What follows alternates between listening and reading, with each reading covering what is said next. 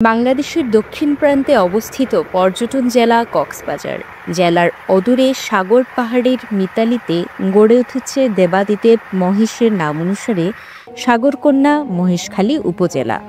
উপজেলার মৈনাক পাহাড়ের সর্বোচ্চ চূড়ায় দৃষ্টিনন্দন আদিনাথ মন্দিরের বর্তমান অবকাঠামো।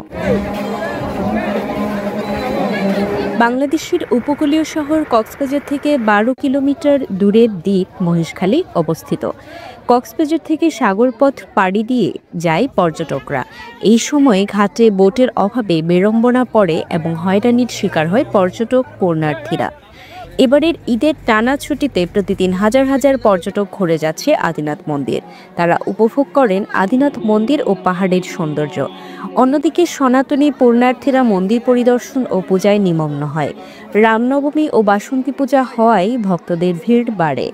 আদিনাথ মন্দিরের পাশের পাহাড়ে রামসীতা মন্দির প্রতিষ্ঠা উপলক্ষে নানা ধর্মীয় কর্মসূচিতে পূজারীরা অংশগ্রহণ করে।